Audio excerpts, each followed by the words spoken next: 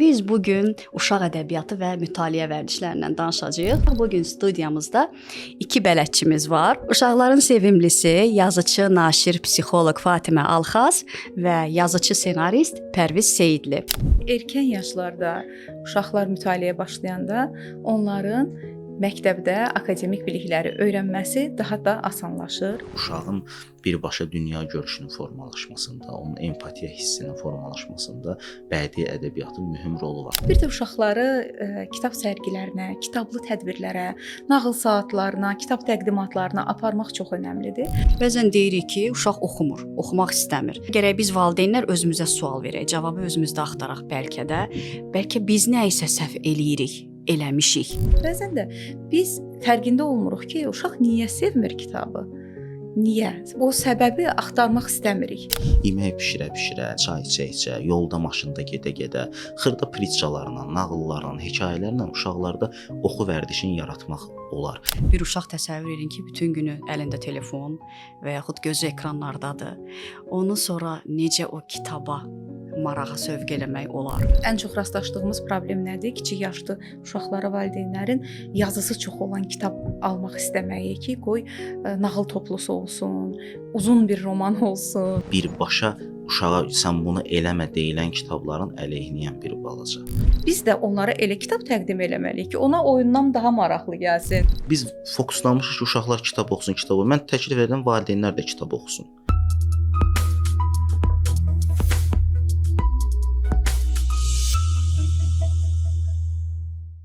Sizi Smart Sağlam İnkişaf Platformasının təşkilatçılığı ilə olan Valideyn Bələdçisi podkastından salamlayıram. Valideyn olmaq nədir? Onları, uşaqları geyindirmək, yedizdirib içizdirmək, qorumaqdırmı? Əlbəttə ki, yox. Biz onların həm də ruhunu bəsləməliyik. Dünyalarını, onların daxili dünyalarını zənginləşdirməliyik sözlərlə, cümlələrlə, sətirlərlə, kitablarla. Biz bugün uşaq ədəbiyyatı və mütaliə vərdişlərindən danışacağıq. İstəyirəm sizə qonaqlarımızı təqdim edeyim. Bəli, məhz qonaqlarımız, çünki həmişəkindən fərqli olaraq bugün studiyamızda iki bələdçimiz var. Uşaqların sevimlisi, yazıcı, naşir, psixoloq Fatimə Alxaz və yazıcı, ssenarist Pərviz Seyidli. Hər ikiniz xoş gəlmisiniz. Xoş gördük. Uşaqlıq təməl dövrdür. Həmin dövrdə atılan, səpilən hər toxum gələcəyin insanına çevrilir. Mütaliə isə uşaqların ancaq oxu bacarığı demək deyil. Mütaliə ilə uşaqların dünya görüşü zənginləşir, uşaqların daxili dünyası, düşüncələri inkişaf eləyir, xəyal dünyaları inkişaf eləyir, nitqi formalaşır. Əslində mən bu siyahını çox uzada bilərəm, amma uzatmadan istəyirəm Fatimə xanım, sözü sizə verim. Erkən yaşlardan mütaliə vərdişlərinin formalaşması nə üçün vacibdir? Dəvətiniz üçün təşəkkür edirəm və izləyicilərimizi salamlayıram.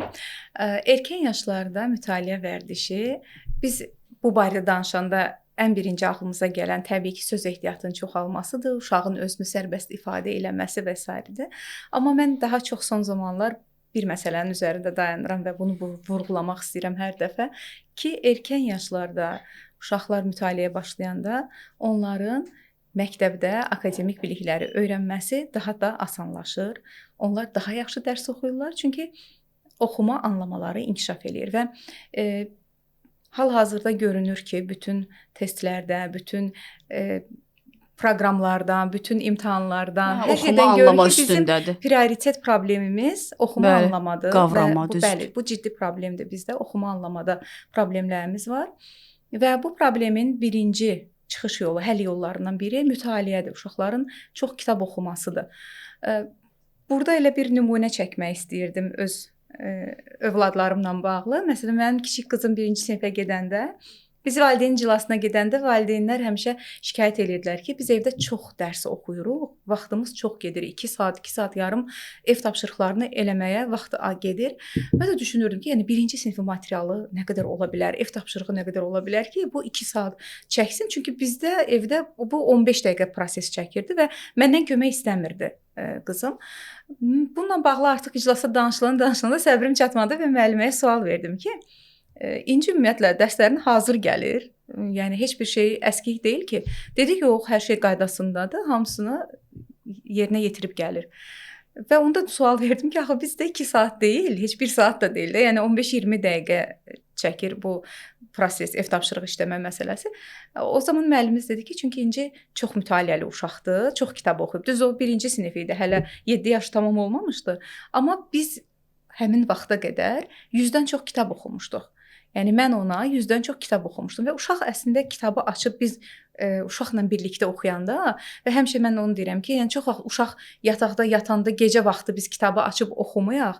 Gecə vaxtı bəlkə elə audio nağıllardan istifadə etmək daha doğru olar, amma kitabı şəkilli bir kitab oxuyuruqsa, uşağın yanımızda olmağı çox əhəmilidir və o həm şəklə baxır, həm mətnə baxır. Mətnləri də hələ ki şəkil kimi görür də. Məsələn, hərfləri tanımayan uşaq sözləri də şəkil kimi görür və məsələn ana sözünü bir neçə səhifədə, digər səhifələrdə də o ana sözünü artıq görür, göstərir. Göz əzbərləyir. O harda yazılıb, onu da şəkil kimi bilir və artıq bu onun o ilkin oxuma vərdişidir də, ilkin oxuma yazma bacarıqlarıdır, bəli. Və bu artıq ona getdikcə oxuma anlamasını yaxşılaşdırdığına görə məktəbə başlayanda, 1-ci sinifdə, lap elə məktəbə qədər dövrdə də tapşırığın ondan nə istədiyini rahat anlayır.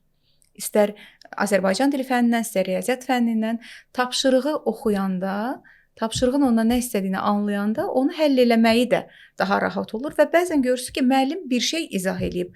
Bu məsələnin həllini bir cür izah eləyib, amma uşağın artıq baxış bucağı o qədər inkişaf eləyib ki, mütaliələr sayəsində o qədər inkişaf eləyib ki, o məsələyə başqa bucaqdan baxır və eyni cavaba gəlir. Bu özü də yaxşı bir şeydir ki, yəni o problemin həllini tapa bilir. Ona görə də mən yekun olaraq yəni onu demək istəyirəm ki, erkən mütaliə vərdişləri gələcəkdə uşaqlarınızın dərs oxuyanda sizə çox kömək eləyəcək ki, onlar çox rahatlıqla dərslərini və qısa müddətdə valideynlərin də həll eləyəcəklər. Düşündürən suallardan biri də o olur ki, nə edeyim ki, uşaqlar dərslərini oxusun. Çünki çox vaxt deyirlər ki, hələ dərsini oxu, sonra kitab oxuyarsan. Məsələn, o burada uşaqlar çox həvəsli olur kitab alması. Dərsini oxu sonra, sənin dərslərin var. Dərslərini çatdır, sonra kitab. Amma əslində kitab oxuyan uşaq mütləq ki, dərslərində də çox vaxt daha uğurlu olur.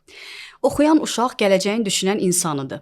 Kitablarla böyüyən uşaq ancaq məlumatlı olmur, eyni zamanda da o dəyərlər, duyğular, yəni bir yönlə istiqamətlənir, bir yönlə böyüyür və gələcəyin şəxsiyyəti demək olar ki, bugün oxunan həmin o kitablarda, hekayələrdə gizlənmiş olur.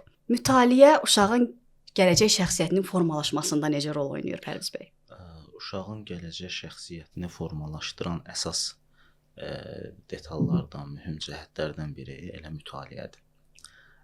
Və belə bir fikir var ki, insan əslində ömrü boyu öz uşaqlığını yaşayır, öz uşaqlıq travmalarını, öz uşaqlıq arzularını, öz arzularını realizə eləyir də. Hətta belə deyək də, uşaq vaxtı oynadığı oyunlar ki var, böyüyəndə də onların müxtəlif bir variasiyalarda təqdim edir. Nə bilim, uşaq vaxtı oyuncaq maşın sürürsə, böyüyəndə onun doğruçusunu alır. Uşaq vaxtı nə bilim bir ev qurursa, sonra da böyüyəndə onun əslini alır. Əslində uşaqlıq heç bir zaman bir növ bitməyən bir mərhələyə çevrilir. Mütaliə məsələsinə gələndə də Fatimə xanım dedi, bizdə ifadələr var ki, dərs oxumaq, əsas dərslərə fikir ver filan. Bədii ədəbiyyat biraz sanki əyləncə xarakterlidir və ikinci cəhətə atılır və yaxud da belə bir ifadə var. Vaxtın olanda oxuyarsan, amma bu mütaliə vaxtla bağlı bir məsələ deyil. Yəni vaxtın olanda yəni ikinci plana atılası bir məsələ deyil. Çünki uşağın birbaşa dünya görüşünün formalaşmasında, onun empatiya hissinin formalaşmasında bədii ədəbiyyatın mühüm rolu var. Təbii ki, burada valideynin də mühüm rolu var. Çünki diktə eləyən tərəf valideyndir və uşaq bir növ tabe olan tərəfdir. Yəni tabe edən tərəf özü bir nümunə kimi özü də uşağın yanında davamlı şəkildə mütaliə eləsə, onun üçün bir nümunəyə çevriləcək. Yaxşı, onda belə bir sual çıxır ki, görək ədəbiyyat uşağı şəxsiyyət kimi necə formalaşdıra bilər? Bədii ədəbiyyat oxumaq bir neçə parçalasaq cəhətlərə, birinci çox dünyalı bir atmosfer yaradır uşaq üçün. Yəni uşaq öz ailəsini görür, qohumlarını görür, amma roman oxuyanda, bir hekayə oxuyanda başqa qəhrəmanlarla tanış olur. Hətta yəni başqa qəhrəman, başqa dünyalarla, Başqa bir dünya, kosmosda başqa keçən bir problemlər. hadisə, başqa bir planetdə keçən hadisə. Bəli. Yəni görün uşaq dünyanı artıq o full paket, fundamental şəkildə qavramağa başlayır. Reaksiyalar palitrası məsələsi var. Yəni ədəbiyyat bizə, elə böyüklərə də, uşaqlara da necə davranmalı olduğumuz üçün paketlər təqdim eləyir. Ki sən bir situasiyaya düşəndə özünü itirməyəsən, necə davrana bilərsən? Sənin çünki bir nümunə var sənin qarşında. Və yaxud da bu palitradan əvvəl qəhrəman müxtəlif bir vəziyyətlərə düşür, tutalım bir xəyanətlə üzləşir. O necə çıxır o vəziyyətdən? Sonra uşaq oxuyur kitabı, o da nə bilim dostundan bir pis şey görür, nəsə bir travma alır. Artıq o görür ki, mən tək deyiləm. Bəli. Mənim qarşımda bir başqa adam var, o da elə eləmişdi. O bu vəziyyətdən bu cür çıxmışdı. Və yaxud da sevinəndə, ki, yəni sevincin həddi var. Hər şey belə də ədəbiyyat bir növ hədlər paketidir. Hədləri, nizamlı yaşamağın metodologiyasını uşaqlara təmin eləyir, təlqin eləyir. Bu baxımdan oxumaq uşağın bütün təfəkkürünü, dünya görüşünü yerinə oturdan bir vərdişdir. Vərdiş də deyirəm, əslində bu vərdişə çevrilməsi üçün də bu həvəslər və mələkələr, vərdişlər şey var ki, uşağın şövqünü tapsa valideyn ki, uşaq hansı cür kitabları xoşlayır, nələr, hansı mövzu ona doğmadır, yavaş-yavaş o vərdişlərə yiyələnəcək. Belə bir ifadə var ki, klassik Avropa musiqisini dinləmək çox çətindir. Təbii ki, çətindir, bunun üçün bir zəhmət lazımdır və yaxud da ağır romanları oxumaq zəhmət lazımdır. Amma o idmançı necə ki, birdən-birə ağır çəkini qaldıra bilmədiyi üçün ki, necə yüngül-yüngül başlamalıdır, çəkilər getdikcə Uşaqlar da artmalıdır. eləcə, Uşaqlar da elə kiçikdən. xalq nağılları ilə, dastanlarla, qısa hekayələrlə, pritçalarla bu şeylər tənzimlənməlidir ki, uşaq gələcəkdə böyük ədəbiyyatlar və böyük hadisələr qarşısında özünü itirməsin. Çünki roman oxumaq, uşaq ədəbiyyatı oxumaq, hekayə oxumaq həm də bir yol qət eləməkdir. Yəni uşağın mən qarşıma bir vəzifə qoydum, tapşırıq qoydum, bir zövqlə, şövqlə, amma bunu sona çatdırdım. Bunu bitirdim. Yenisini oxuyacağam. Artıq bu uşaqda bir yol qət eləmə, bir problem həll eləmə, bir məsələyə başlayıb onu bitirmək anlayışında formalaşdırır. O baxımdan ən mühüm cəhətlərdən biri uşaq yetişdirməkdə düşünürəm ki, bədii ədəbiyyat oxumağın yəni əvəzsiz rolu var. Bəli, oxumaq deyirik Fatimə xanım, amma oxu deməklə iş bitmir. Əlbəttə ki, burada uşaq kitaba həvəs, maraq oyatmaq lazımdır. Çünki mən fikirləşirəm ki, o dərsdir, məktəbdir, uşaqlar niyə sevmirlər, niyə maraq göstərmirlər? Zənnimcə orada bir məcburiyyət var, bir zərurət var. Amma onun əvəzində həvəs olarsa, uşaqda maraq olarsa, o işin nəticəsi daha yaxşı olar. İndi Fatimə xanım, valideynlər neynəsin ki, uşaqlarda mütaliəyə həvəs oyatsınlar və sonra da onun da o vərdişi formalaşdırsınlar. Mütaliə vərdişini formalaşdırsınlar. Uşaqlarda mütaliəyə həvəs oyatmaq üçün əvvəlcə onların nəyə maraqlı olduqlarını özümüz valideyn olaraq dəqiq bilməliyik ki, mənim övladımı nə həyəcanlandırır, nəyi xoşlayır, nə ona maraqlıdır, nə ilə maraqlanır. Ona robotlar haqqında kitab maraqlı olar, yoxsa kosmos haqqında kitab maraqlı olar, yoxsa heyvanlar haqqında, yoxsa ensiklopediya. Yəni onun marağının nə olduğunu bilməliyik və onun marağına uyğun kitab ona təqdim eləməliyik. Bundan başqa da evdə də düşünürəm ki, onun üçün xüsusi şərait yaratmaq lazımdır ki, bir guşə yaratmaq lazımdır. O guşədə də o özünü ora aid hiss eləsin və o bilsin ki, bu onun məkanıdır. Onun yeridir, onun bəli. yeridir və orada yumşaq bir kreslo ola bilər, kiçik ölçülü əlçatan bir rəf ola bilər, işıqlarla bəzəmək olar, ətirli bir şeylər qoymaq olar. Yəni ki, o mənim guşəmdir və mənim kitab oxuma guşəmdir. Və bir də indi çox vacib şeylərdən biri də uşağın özünün kitabxanası olmasıdır. Yəni ki, bilsin ki, bax bu mənim kitab. Qoy o bircə dənə rəf olsun. Məsələn, evdə 2 uşaq varsa, hərəsinin bir rəfi olsun ayrı-ayrı. Qoy çox kiçik olsun, qoy bircədən olsun, amma onunki olsun və ora o öz kitablarını düzsün və mənim kitabxanamdır deyə bilsin. Məsələn, burada işə yarayan texnikalardan biri də odur ki, kitabın içinə yaza bilər. Məsələn, deyək ki, adı Əlidir. İçinə yaza bilər ki, Əlinin kitabxanasından. Bu kitabı aldığı tarixi ora yaza bilər. Öz imzasını çox qoya maraqlı bilər. fikirdir belə bir kitab. Öz imzasını qoya bilər və o kitabı açanda o kimsə gələndə də, götürəndə də, qohumlarındanmı, əmi uşaqlarındanmı, kimsə gələndə kitab götürəndə açıb o artıq orada fərəh hiss eləyəcək ki, Hətta uşaqlar üçün möhür belə hazırlatdırmalılar. Kitabı isə möhür belə vurmalılar. Bu mənim kitabxanama aiddir. Çox maraqlı olar. Orada tarixini, ilini yazanda illər keçəndən sonra o kitablara baxanda da ona xoş olacaq, xoş xatirə olacaq. Eyni zamanda da həvəsləndirəcək, yeni kitabları ona həvəsləndirəcək ki, mən təzə kitablar da alım, kitabxanamı zənginləşsin. Bir də uşaqları kitab sərgilərinə, kitablı tədbirlərə, nağıl saatlarına, kitab təqdimatlarına aparmaq çox önəmlidir. Biz artıq məsələn illərdir sərgilər keçirilir, kitab sərgiləri və bizim artıq tanış üzlər var. Bəzilərinin adını belə bilmirik həmin valideynlərində. Məsələn, mən dəfələrlə görürəm, bəlkə heç xanımın adını bilmirəm, amma onu dəqiq tanıyıram və hər sərgidə görürəm. Məsələn, 3 uşaqla, 4 uşaqla Sumqayıtda yaşayan oxucular var ki, Bakıda keçirilən bütün sərgilərə 3 uşaqla gəlirlər. Və artıq o uşaqlar necə kitabı sevməyə bilərlər? Yəni onlar kitablı mühitə gəlirlər. Kitab sərgiləri də axı çox maraqlı keçir, əyləncəli olur, yazıçılarla görüş, imza mərasimi, şəkil çəkdirmək, səhnədə müəyyən tədbirlər olur və uşaq hər dəfə bu tədbirlərin içində olanda o doğrudan da ona çox müsbət təsir eləyir və hələ mütaliə vərdişinin yaranmağına da kömək eləyir. Ona maraqlı olur ki, növbəti sərgiyə gəlsin, o sərgidən kitab alsın.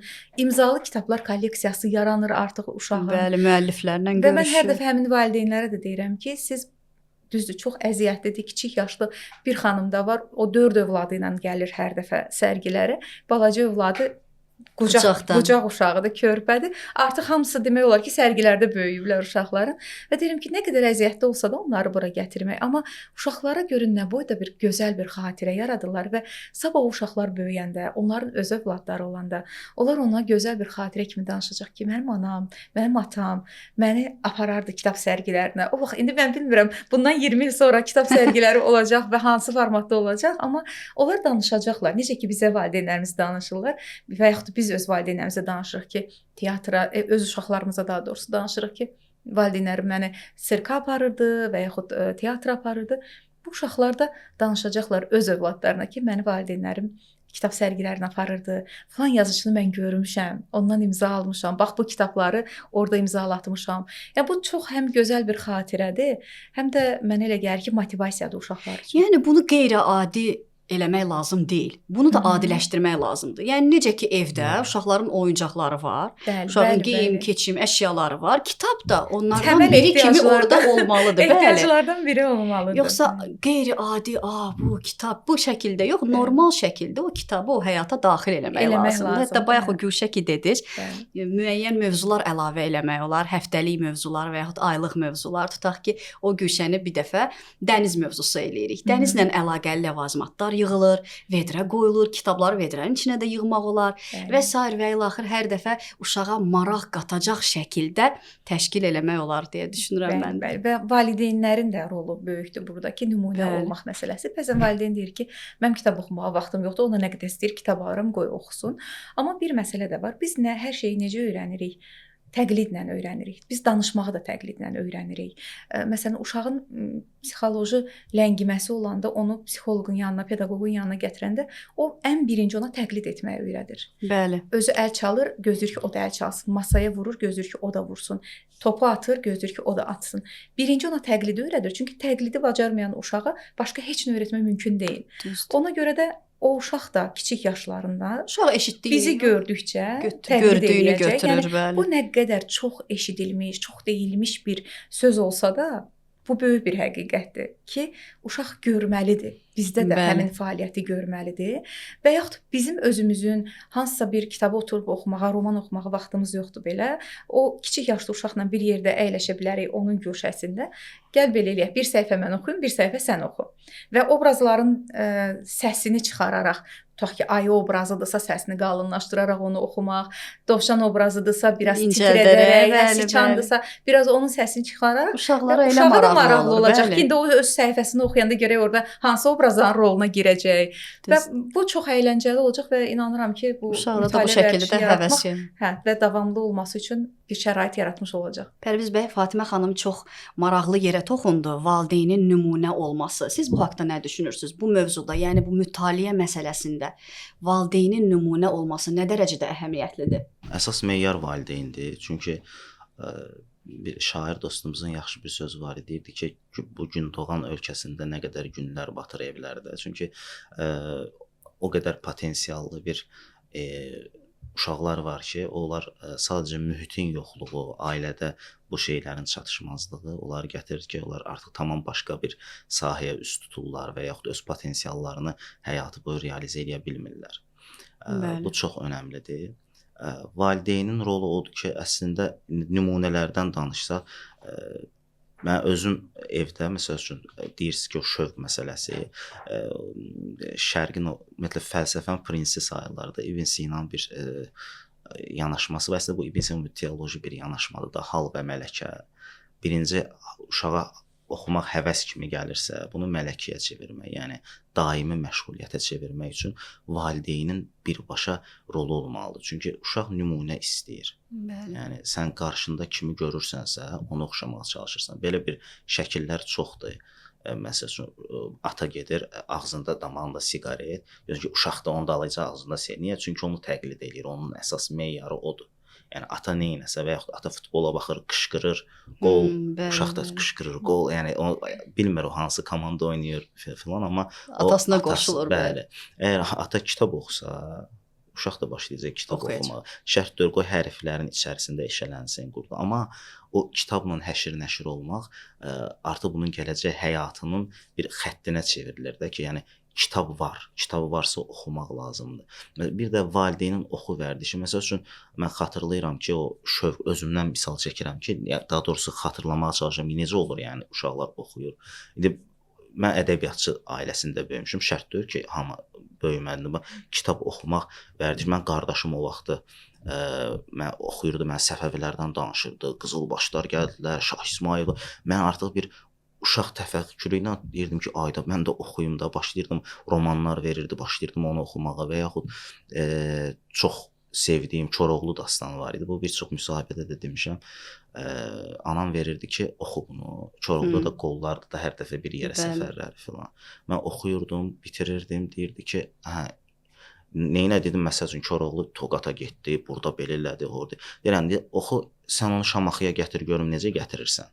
Mən artıq başlayırdım ki, Koroğlu Şamaxıya necə gələ bilər, bir macəralar qururdum, bir şeydə. Yəni, valideynin bir mənalı şəkildə rolu olmalıdır. Və mən xatırlayıram ki, anam deyir ki, mən yeməyi pişirim, sən də bu kitabı oxu, həm mən təkrarlayım, həm də sən oxu. Yəni, bunu niyə deyirəm? Şərt deyil, əgər vaxt yoxdur, o bir bəhanədir. Yəni, şərt deyil ki, gəl oturaq, oxuyaq. İndiki zaman mən başa düşürəm, qaça-qaç zamanıdır, yırtıcı kapitalizm münasibətlər, valideynlər, ailə məişət qayğıları doğrudan çox çətindir. Məsəl üçün, biz indi teatrla məşğuluq, bəzən qınayırıq ki, yox, teatrlara gəlmirsiniz falan. Sonra doğrudan da baxırsan zamanın sürətlə keçməyinə, ana da işləyir, ata da işləyir, çalışırlar, yəni övlad böyütmək bu zamanda o qədər də rahat bir şey deyil. Çatdıra bilmirlər. Amma xırda bir cuşa, bayaq dediyiniz kimi bir oxu vərdişi, yemək pişirə-pişirə, nə bilim, çay içə-içə, yolda, maşında gedə-gedə, xırda pritçalarla, nağıllarla, hekayələrlə uşaqlarda oxu vərdişini yaratmaq olar. Və bu əslində bizim hər zaman görmədiyimiz bir mövzu, dil mövzusu. Dil. Baxın, insan bu dünyanı dili ilə qavrayır. Yəni, biz dilimizin sərhəddi qədərik.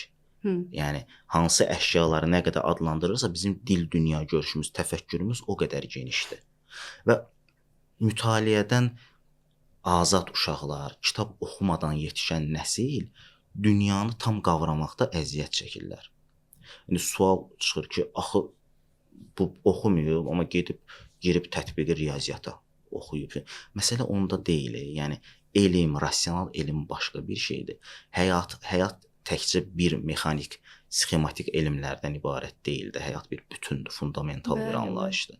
Yəni uşaq bir şeyi ifadə öz hisslərini, duyğularını düşüncəyə çevirməkdə əziyyət çəkir.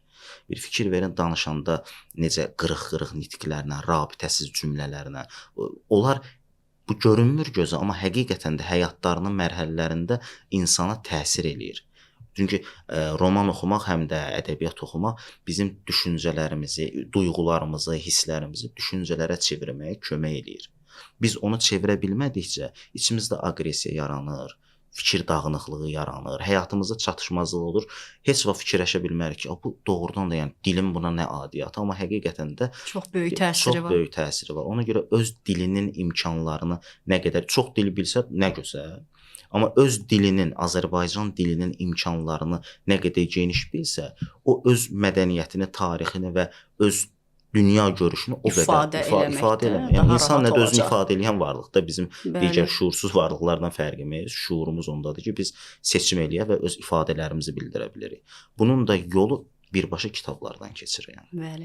Bəzən deyirik ki, uşaq oxumur, oxumaq istəmir. Hətta belə bir ifadə var ki, başı var amma oxumur.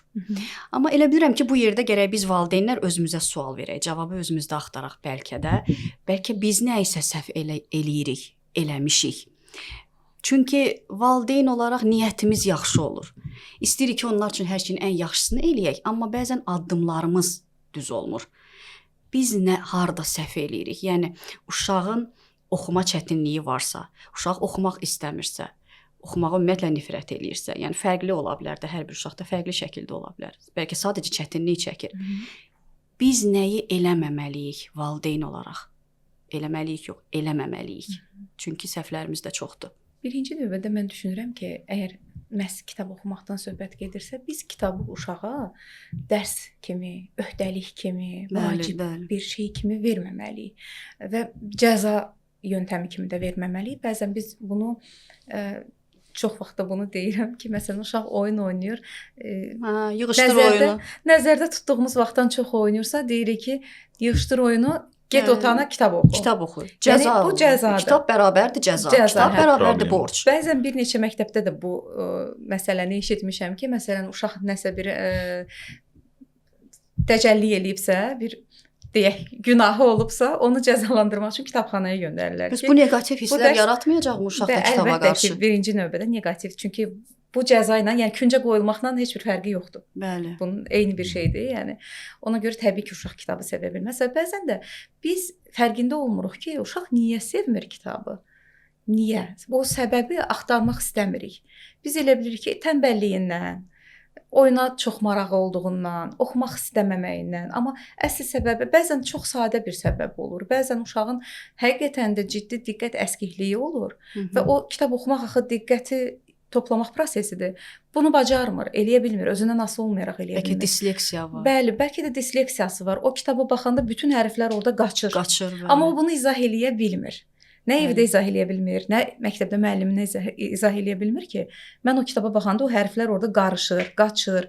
Onun da ona görə xoşu gəlmir kitab oxumaqdan ki, mən bunu bacarmıram. Və yaxud da kitab oxuyur, sonra uşağı çağırıb deyirik ki, nə başa düşdün? Nə başa düşdün? Yəni bəlkə o başqa bir şey başa düşür və yaxud o fikrini deyir, mən bunu başa düşdüm. Valideyn deyir ki, səhv başa düşmüsən. Orada onu demirdi, bunu deyirdi. Halbuki o kitabı yazan müəllif tək bir fikri vermək fikri ilə, düşüncəsi ilə onu yazmır. Və əslində elə ən yaxşı kitablar da o kitablardır ki, hərə özünə uyğun bir pay seçir və hərə özünə uyğun anlayır. Kitab odur. Bəli, kitab odur. Hərə öz yarasına məlhəm tapır. Yəni bir dənə doğrusu olmamalıdır o kitabın. Və o suallar verib onu stresə salmaq, o kitabı imtahana çevirmək bizim elədiyimiz səhvlərdən biridir. Bəli, və bunu eləməməliyik məsələn. Və yaxud biz onun yerinə seçimlər eləməməliyik. Üzr istəyirəm. Buyurun. Biz bəlkə də verilişin formatına görə uyğunlaşmışıq ki, uşaqlar oxusun. Mən Oxumaya da bilər. Məsələn, birincisi o başqa bir məsələdir ki, məsələn çox hiperaktiv Yox, hər uşaq kəs var. həqiqətən də. Bəli, Məsələn, çox hiperaktiv uşaq var. Mən başqa şey dedim, amma yaxşı bir mövzu açdıq. Bunun idmana meyli var. Məsəl üçün bizlə mənə oxuyan uşaqlar var idi. Mən oturum kitab oxuyurdum, o gedirdi, mənim respublika çempionluğudur filan belə bir şeylər də.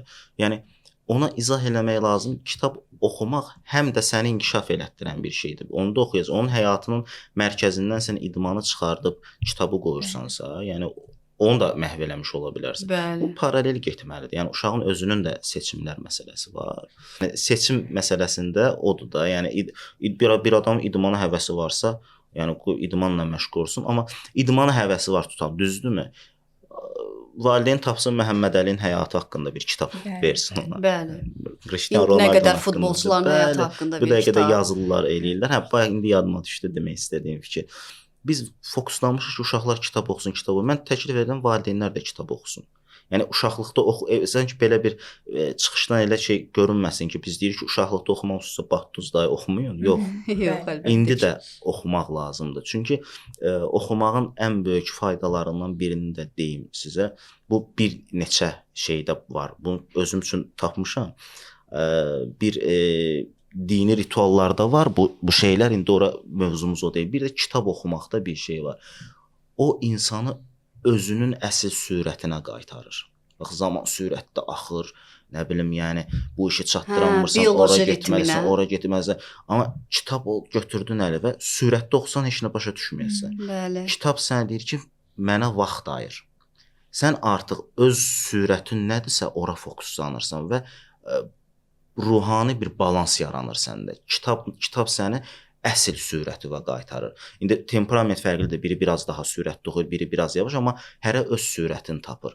Və öz sürətini tapanda insan, yəni bəşəriyyəti daha yaxşı qavrayır ki, yəni bu qaça-qaçdır. Yəni heç biraz sakit ol, dayan.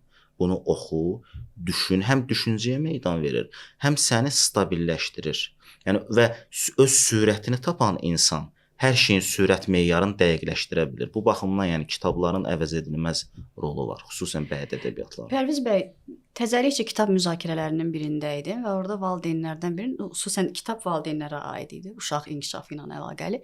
Valideynlərdən biri dedi ki, övladı ilə dükana gedib, uşaq bir kitab seçib, o hardasa indi haçansa, necəsə o kitabla tanış olub, indi istəyir ki, valideyn ona həmin kitabı alsın. Amma kitab onun yaşına uyğun deyil.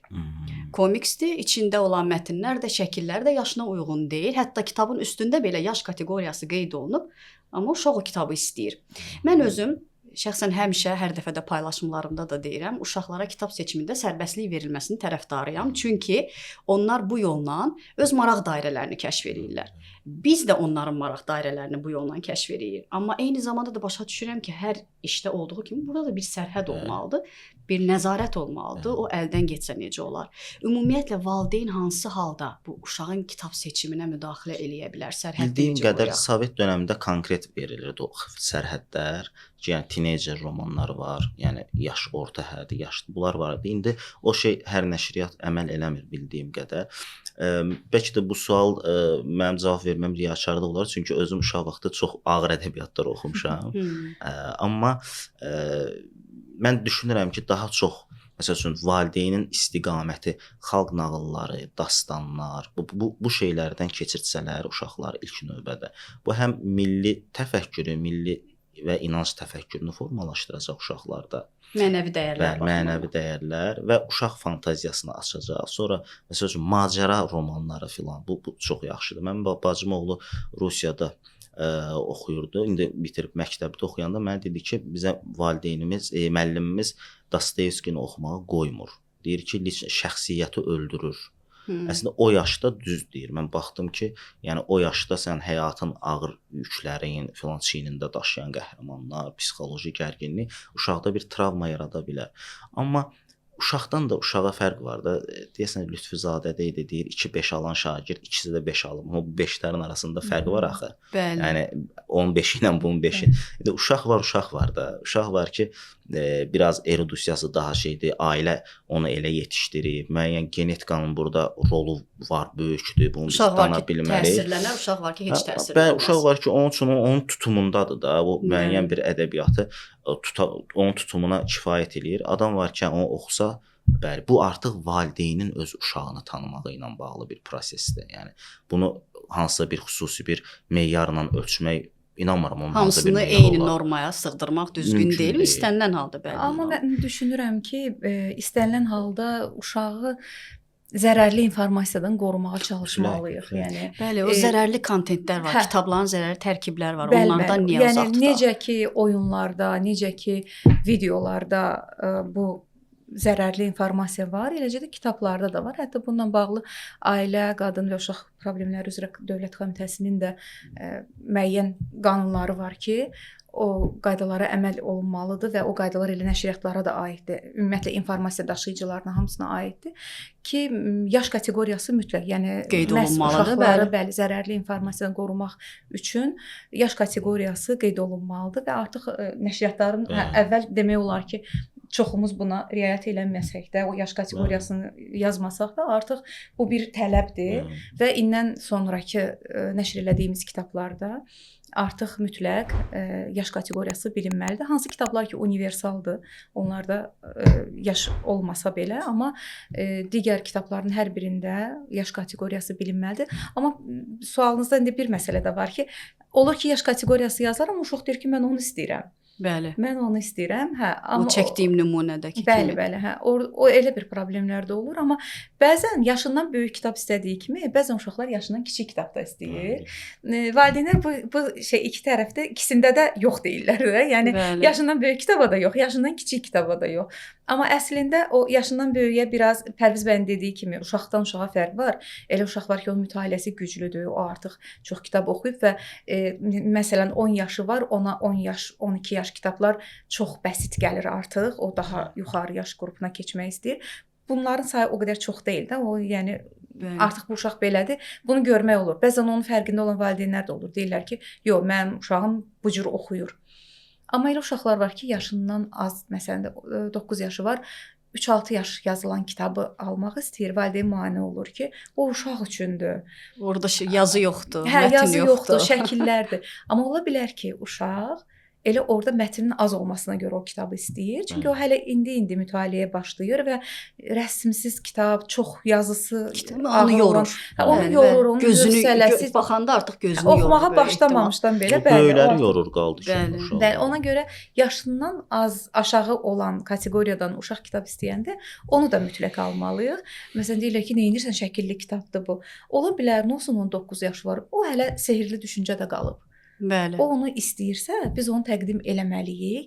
Və bir də bu məsələ var ki, bəzən uşaq səhifəsi az, mətni az olan kitabları oxuyur. Cəmi 32 səhifədir, 28 səhifədir deyək ki. Amma onun üçün bu bir kitabdır. Mən bir kitab oxudum deməkdir. Bəli. Yəni bir kitab deyəndə fərqi yoxdur. 200 səhifəlik olsun, yoxsa 30 səhifəlik olsun. Onun üçün bu böyük bir əzəmətdir. Bəli, qalibilik. Biz isə sanki onu görməzdən Bəli, gələrək o bunu saymırıq. kiçildirik. Bunu qalibiyyət saymırıq. Bəli. Bu 30 səhifəlikdir, bu yaramır. Burada nə Amma var elə ki, deyil. deyirik. O uşaq üçün bir kitab oxumaq, 2 dənə o nazik kitabı oxumaq, az səhifəli kitab oxumaq onun üçün qalibiyyət duyğusudur. Yol Mən iki qət kitab- eləyir, Bəli, Bəli, bəli. müəyyən bir yol qət eləyir. Bəs tərkibi o zərərli olan kitablardan ümumiyyətlə niyəsinə toxunmaq istəyirəm. Niyə qoruyaq uşaqları? Çünki düzdür, bizdə nəşriyyatlar bu məsələlərə diqqət eləyirlər. Mən özüm o qədər rast gəlməmişəm. Var, olubdu ki, Bəli.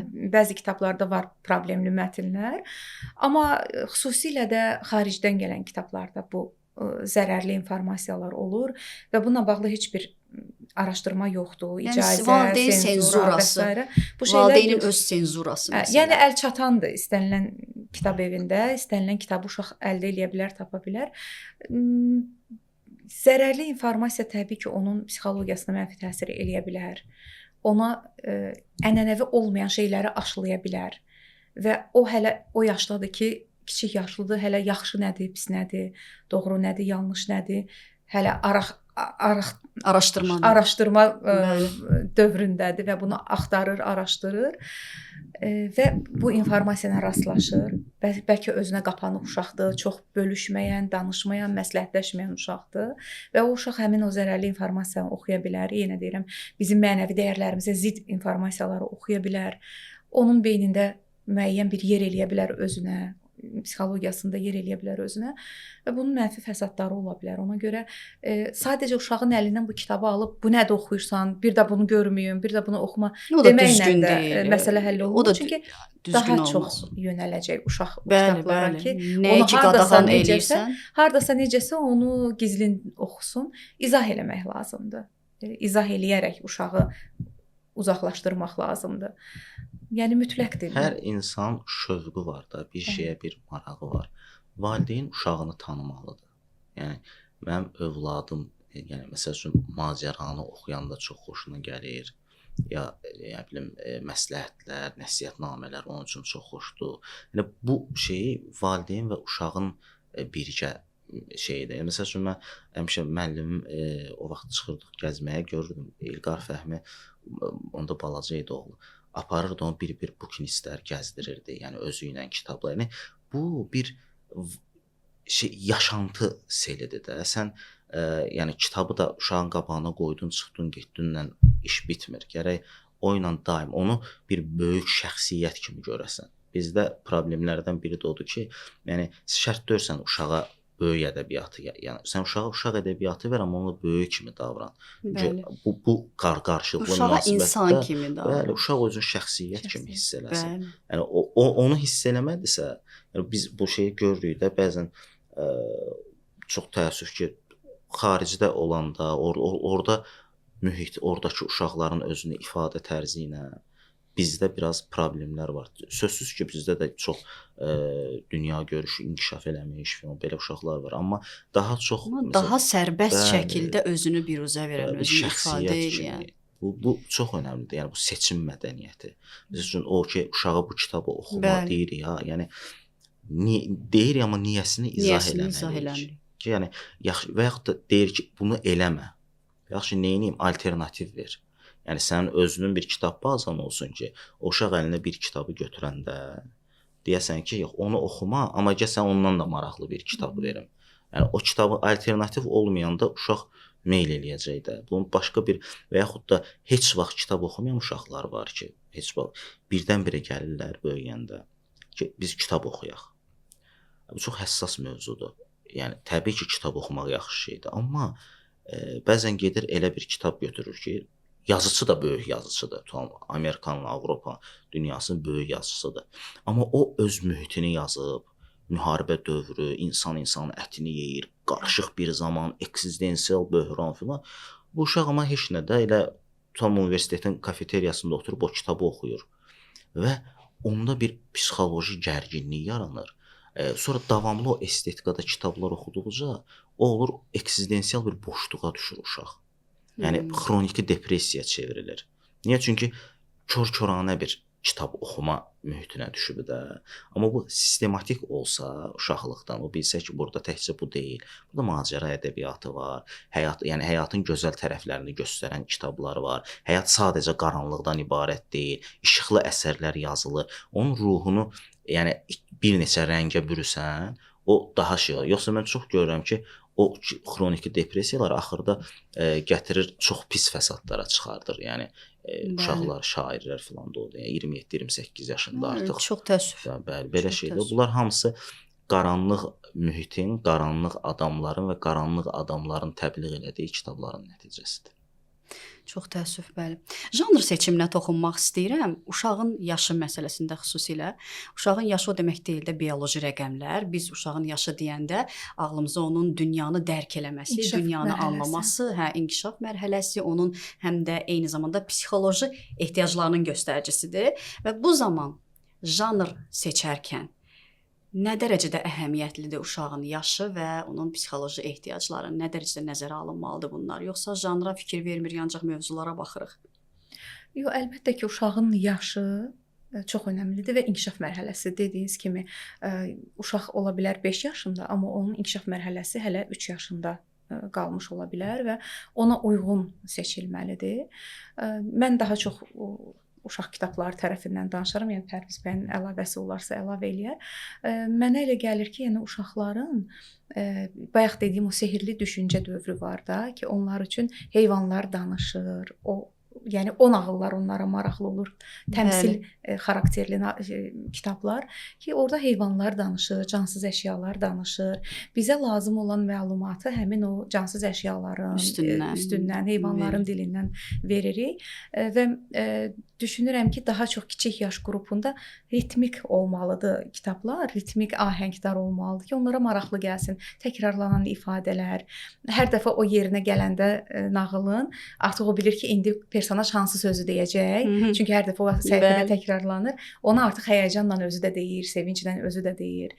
Yenə də məsələn ən çox rastlaşdığımız problem nədir? Kiçik yaşlı uşaqlara valideynlərin yazısı çox olan kitab almaq istəməyi ki, qoy nağıl toplusu olsun, uzun bir roman olsun. Halbuki uşaq nə qədər ki o mütaliə vərdişi formalaşmayıb, sözünüzü də kəsirəm. Nə qədər ki mütaliə vərdişi formalaşmayıb, o kitabın bir çəkiciliyi olur onun üçün. Oradakı rənglər, oradakı şəkillər, orada illüstrasiyalar, ümumiyyətlə o onu çəkir, cəlb eləyir. İllüstrasiyanın özü belə o uşaq üçün incəsənətlə ilk tanışlıqdır da. Onun zövqünü bir formalaşdırır. Baxış eşqi formalaşır. Bəli, onun zövqünü formalaşdırır. O hələ oxumağı bacarmayan uşaq onsuz da kitabı şəkillərdən oxuyur.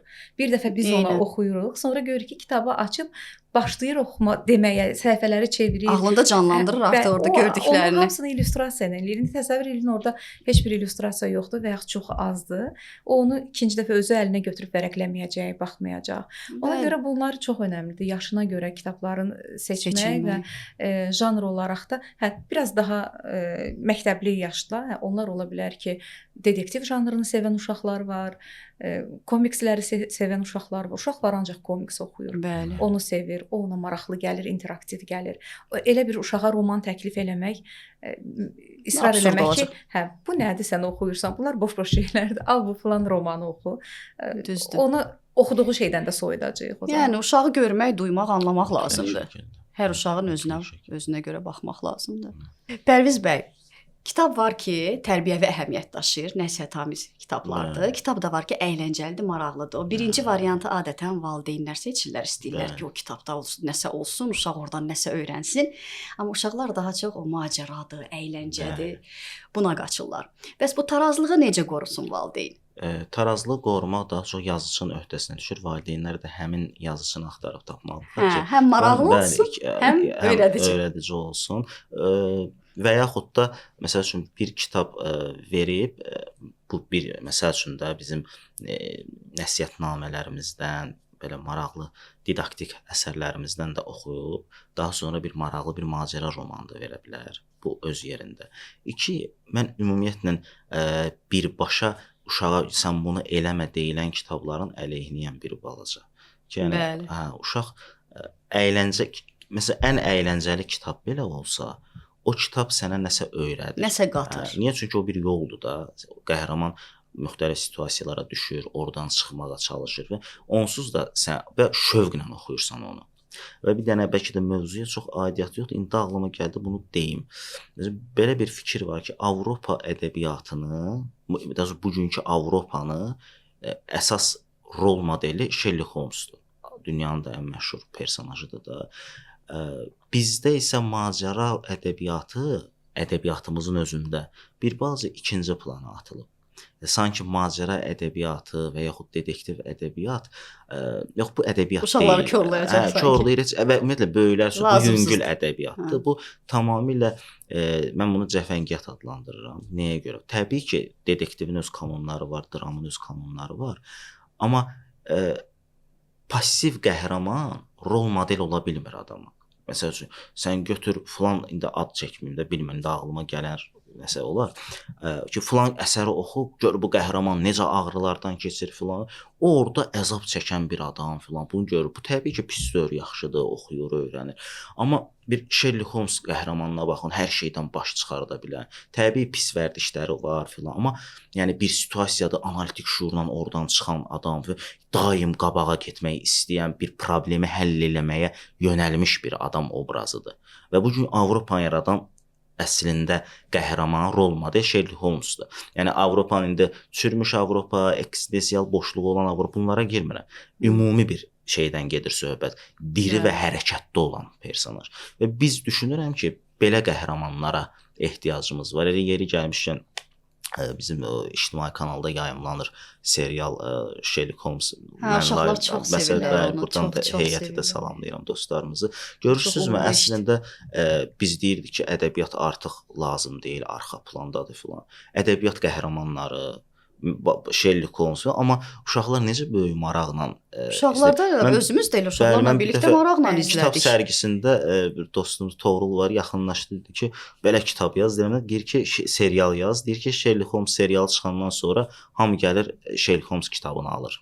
Yəni bu çox önəmlidir. Artıq necə o maraq oyadı. Gedim onu tanıyım, oxuyum. Həm də koloritli personajlar yaratmaq lazımdır. Yeni qəhrəmanlar yaratmaq lazımdır və yaxud köhnədə olub artıq diriliyi o qədər qalmayan, biraz unudulmuş qəhrəmanların o tozunu çırpıb yenidən gətirmək lazım. Bu bir yazıçılar üçün də deyirəm, əslində özümüzə təlqin eləmək üçün deyirəm ki, bu cür personajlarla uşaqlar daha ayıq, daha analitik şuur, diri, daha təfəkkürü oyaq böyüyə bilərlər. Nəinki sən ancaq nəsihət ver ki, bunu elə, bunu eləmə.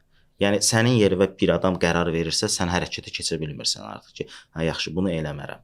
Bu deyil. Yəni ədəbiyyatın məsələsi cavab vermək deyil, sual yaratmaqdır. Bir fikri müdafiə eləməkdir, bir fikrin arxasıca düşüb, yəni göstərmək, müdafiə də yox, bir fikri ki, bu olanda bax bu baş verir, bu hadisə olanda bu baş verir. Uşaq özü analitik şuurun açmalıdır, inkişaf elətdirməlidir. Nəinki, yəni bunu elə, bunu eləmə. Bu da lazımdır. Bu da ilkin dövrlərdə lazımdır. Mən bir mənalı olaraq xətt çəkmirəm şeyin üstünə ki, yox, nəsihətnamələr olmasa. Bu əlbəttə ki, lazım. Amma roman qədər, hekayələr qədər insan ruhunda iş görəcəyinə inanmıram açığı. Onsuz da uşaqlar evdə də bu nəsihətləri alırlar. Məktəbdə də o nəsihətləri alırlar. Bu olar, bu olmaz, bunu eləmə, bunu elə. Bir də kitabda onu açıq diktə şəklində görsələr, təbii ki, bu onları artıq çünki dincələcəkləri yer yoxdur. Çünki uşaq bayaq çox gözəl bir söz dediniz də ki, uşaq ədəbiyyatında məsələn heyvanlar danışır falan. Əslində görün uşaq indi mövzumuz bəlkə biraz o qədər ora aparmır. Uşaqlıq dövrü görün əslində varlıqla necə böyük bir təmasa girməkdir. Yəni sən varlıq aləminin diriliyini uşaqlarda görürsən ki, heyvanlardan. Əslində biz bunu fəlsəfi tərəf aparsaq, bir kontentimiz olsa, deyə bilərik ki, elə bəlkə də elədir. Yəni varlıq daim nəfəs alır, nəfəs verir. Bu dirilik, bu ehya eləmək, varlığın, ali qüdrətin gücü, uşaqlar bunu hiss eləyir. Onu deyirəm, yadıma düşür, sevdiyim yazıçıların birinin bir romanında bir mətn var idi ki, qədim bir kitabxanada düşmən ordusu gəlir, kitabxananı məhv eləyir. Məşhur bir miniatür kitab, səhv eləmirəmsə Nizami Xosrov şiirini dağılır orada. Bunu gətirirlər ki, bu ancaq bir miniatür ustası, nəqqaş yığa bilər bir yerə də. O bilir hansı sözdən sonra hansı şəkil gəlməlidir. Amma o nəqqaş da kordur, gözdən əlildir, görmür, görmə məhdudiyyəti var. Gəlir onun yanına ki, bəs biz neyniyək? Sən bu kitab dağılıb, da bu böyük bir əsərdir. Bunu da sən də görmürsən, amma bir dənə də sən bilirsən bunu. Deyir, mənə 9 yaşlı ağıllı bir uşaq gətirin, oyla işləyəcəm. Onu gətirirlər, o kitabı yığır, düzəldir, verir. Bəs deyirlər ki, bəs necə oldu bunu belə alındı da bu şey? Bu həm kitabın qüdrətinə misal olaraq deyir, həm də görün deyir ki, çünki mən bilirəm ki, Allah dünyanı 9 yaşlı ağıllı uşağın görmək istədiyi kimi xəlq eləyib, yaradıb.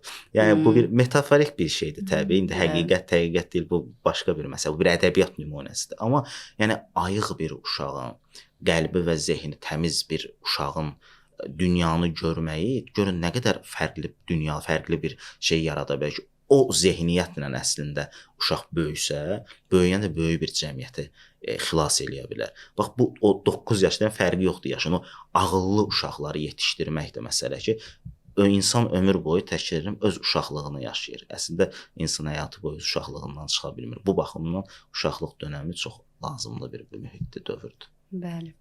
Fatimə xanım, bizim günümüzün ən mühüm mövzularından biri də texnologiyadır, ekran asıllığıdır və bir uşaq təsəvvür edin ki, bütün günü əlində telefon və yaxud gözü ekranlardadır. Ondan sonra necə o kitaba marağa sövq eləmək olar? Çünki ekran deyirik ağzımızda. Yəni rənglidir. Səs var, sürət var, hərəkət var və bir də kitab. Sakit, dingin. Yəni bu sanki bu texnologiya ilə kitab rəqabətə girə bilmir. Ümumiyyətlə niyə müqayisə eləyirik uşaqların zövqləri ilə kitabı, mütaliəni müqayisə də eləyirik ki, məsələn, bu cizgi filmə baxmaqdansa yaxşı olar ki, gedib kitab oxuyasan. Daha faydalı olar. Düzdür, indi bu ikisi tamam fərqli mövzulardır. Yəni texnologiyanın mütaliə prosesinə təsirinə nəsinə danışmaq istəyirəm, amma eyni zamanda da bu mütaliə ilə texnologiyanın müqayisə olunması məsələsi ki var. İstədim elə ikisini də birlikdə cəm eləyim, bütün bunlardan danışaq. Mənə elə gəlir ki, biz uşaqları bayaq verilişin əvvəldə dediyim kimi uşaqları qınamalı deyilik. Onlar telefona niyə baxırlar, ekrana niyə baxırlar, bu oyunları niyə oynayırlar? Mən elə gəlir ki, biz də uşaq olsaydıq o oyunları oynayacaqdıq. Sadəcə olaraq orada ortanı gözləmək lazımdır. Uşağı tamamilə oyundan, onun məsələn sinif yoldaşları hansısa bir oyunun adını çəkir, danışırlar. O orada ona da maraqlı yəni gəlir. ağ qarğa kimi qalmamalıdır da. Onun məlumatı olmalıdır. O da cavab verməlidir. O da maraqlı. Bizim o vaxt məsələn həyətə düşürdük. Tutaq ki, 7 şüşə oynayırdıq, bənövşə oynayırdıq ya başqa oyunlar. O da bizim oyunlarımız idi. İndi müasir nəslin oyunları budur və biz hədisdə deyildiyi kimi də uşaqlarımızı zəmanəsinə görə böyütməliyik. Yəni bu onların zəmanəsidir. Biz öz zəmanəmizə görə onu böyüdə bilmərik. Bəli, ona görə də onun zəmanəsində bu şərait varsa, texnologiya varsa, uşaqlarımız ondan istifadə etməlidir. Məlumatlı olmalıdır. Sadəcə balansı qorumalıdır. Qədərində və həm kitabı olmalıdır. Burada həm nəşriyyatların, həm də yazıçıların da üzərinə düşür məsuliyyət. Sadəcə valideyn və uşaq deyil. Çünki biz də onlara elə kitab təqdim eləməliyik ki, ona oyundan daha maraqlı gəlsin. Kitab qədər, daha doğrusu film qədər, izlədiyi oyun qədər, video qədər maraqlı gəlsin. Mən əgər çox passiv bir kitab, ancaq diktələrdən ibarət, tövsiyələrdən ibarət, ürək sıxıcı bir əyləncəsi olmayan bir kitab vermişəmsə uşağa, mən onu necə qınayım ki, sən niyə ekrana çox baxırsan? O mənim kitabımdan da həyəcanlanmalıdır ki, o oyuna göstərdiyi maraq qədər bizim kitabımıza da maraq göstərsin. Ümumiyyətlə nizamsız görülən işlərin heç biri xeyir gətirmir də. Yəni hətta biz deyirik ki, tutalım zərərli kitablar. Amma zərərli kitablar dünyanı niyə tutan çox bürüyür filan. Çünki zərərli də olsa nizamlı işləyirlər. O nizamsız haqq məsələsi. Yəni nizamsız olmaq çox ciddi bir problem gətirir uşağa. Yəni ki, oyun oynayırsan oyuna bu qədər vaxt. Yəni vaxtı keçdin, okey, bu cəza məsələsi deyil, amma ona başa sala bilərsən ki, insan nə istəyir? Bax, uşağa deyirsən ki, sən nə arzulayırsan? Son nəticədə insan rahatlıq arzulayır. Hamımız insan faktor ki, rahat olaq, xoşbəxt olaq filan. Rahat olmaq üçün azad olasan da, azad olmaq üçün sən məsuliyyətli olmalısan. Məsuliyyətli olmasan heç cür azad ola bilməyəcəksən. Bəli, orada da nizam olmalıdır. Bəli, çünki sən oyunu əgər indi oynasan, dərsləri süründürəsən, eləyə bilməyəcəksən, düzdür? Gələcəksən, bütün günün zay olacaq. Amma sən dərsləri sənə qoyulan vaxtda, limitdə eləsən, oyunu da yaxşı oynayacaqsan, sonra həyətdə də düşüb oynayacaqsan, bəydə ədəbiyyatda oxuyacaqsan. Yəni valideyn əslində o nizam, intizam məsələsində çox layal, çox rahat yanaşsa, heç bir mənə gəlir böyük bir sıxıntı olmayacaq.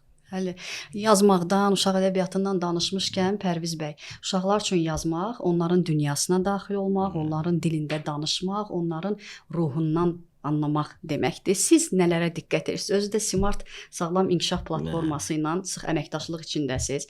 Hətta kitablarınız da bu platformada çap olundu və uşaqlar da artıq əsərlərinizlə tanışdı. Onlar üçün yazanda nələrə diqqət edirsiniz?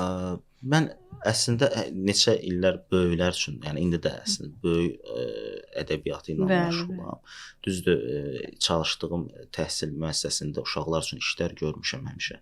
Amma böyük mənada uşaq yaradıcılığı, uşaq ədəbiyyatı ilə məşğul olmamışdım. Bir sifariş ki, belə oturduq ki, eləyə bilərsiniz. Dedim, yoxlayarıq. Və başladıq yazmağa. Mən üçün çox asan görünürdü, həddindən artıq ki, yəni böyük üçün yazırsan, uşaq üçün. Onu da soruşacaqdım ki, hansı nağıldır da yazırsan. Az yaşlı oxucular üçün yazmaq daha asandır, yoxsa dedim ki, mənə gəlir uşaq üçün çox çətindir, çünki məsuliyyət hissi də var bu öz yerində. Bir də uşağın dünya görüşünə düşmək, Bəli, uşağın onun gözündən daxilinə dünyanı enmək. görmək, müasir uşağın özü deyim. Bir var sən öz uşaqlığı yazasan, bir var ki, sən həm də müasir uşaqların tələblərinə, mütaliə səviyyəsinə cavab verməlisən.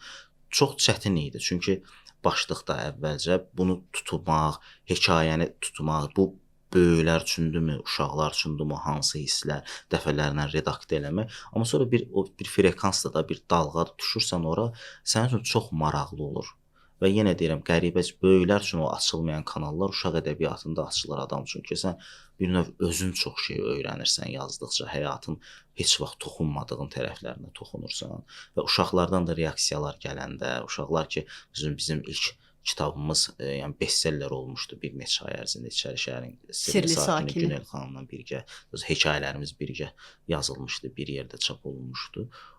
Bestseller oldu. Orada oxucular elə fikirlər bildirirdilər ki, mən bəzi bu şeylər düşünməmişdim, amma görüm uşaq təxəyyülü sərhədsizdir və o qədər gözəl şeylər deyirlər. Yəni uşaq ədəbiyyatı yazmaq çox məsuliyyətlidir. Sən orada uşaqlarda seçim məsələsini göstərməlisən, bir yol göstərməlisən ki, bax, bir personaj yaratmışam, sən də oxu bunu, gör necə rəftar eləyirsən, necə olarsan bu yerdə.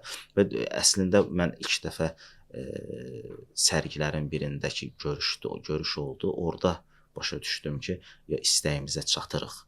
Yəni çünki oxucuların da reaksiyaları o qədər maraqlı, o qədər rəngarəngdir. Həm də Simart təkcə, Simart burada orta xətti dediyimiz şeyi götürüb. Çünki həm kitab çap olunur, həm bunun animasiyaları hazırlanır. Bəli. Yəni uşaq həm vizualizasiyası ilə tanış olur, bunun vizual həllini görür, həm mətni görür. Və bu çox maraqlıdır da, uşağın həm zehin dünyasında, həm görmək təfəkküründə bir xeyli inkişaf verir və Simart bu şeydə mənə elə gəlir ki, o qədər böyük, nəhəng bir boşluğu doldurur. Və indi də məsəl üçün hal-hazırda bir roman üzərində işləyirəm və özüm böyük səbirsizliklə gözləyirəm ki, uşaqlar onu oxusun. Səfəvili ilə Şah İsmayıl'la bağlı bizim Qızılbaşlıq dövrü ilə bağlı bir romandır. Məncə maraqlı bir həldir. Məsələn, bizdə yox idi, çünki biz özümüz uşaq vaxtı oxuyurduq tam Fərman Kərimzadənin, Əziz Cəfərzadənin kitablarını. Bizdə son dönəmlərdə yox idi. İstəyirəm ki, uşaqların gözünü, çünki həm də burada bir maraqlı məqam var ki, onların oxuyacağı qəhrəmanın özü də az yaşlı vaxtında taxta çıxıb.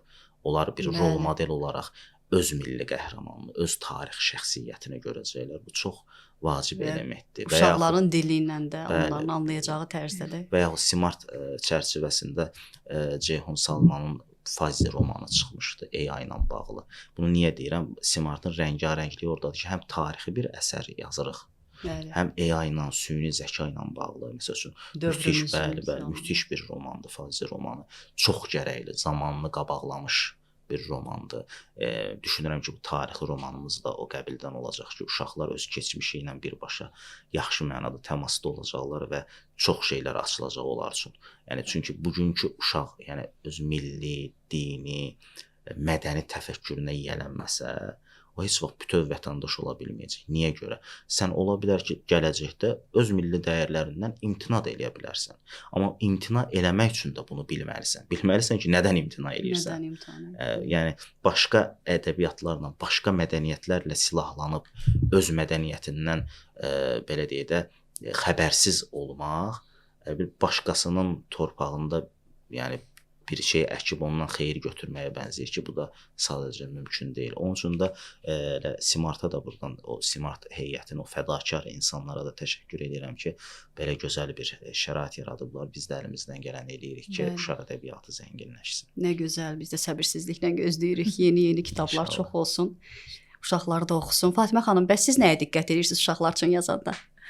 Mən əsasən kiçik yaş qrupu üçün yazıram və orada mənim diqqət elədiyim şeylərdən mətnin texniki baxımından kəlmə saylarıdır ki, məsələn 3-6 yaş uşaqlara 300 kəlməlik. Əslində Pərviz bəyin dediyi kimi uşaqlar üçün yazmaq çox çətindir və təsəvvür edin 300 kəlməniz var. 300 kəlməyə və o işləmək istədiyiniz mövzunu çatdırmalısınız. Bəli.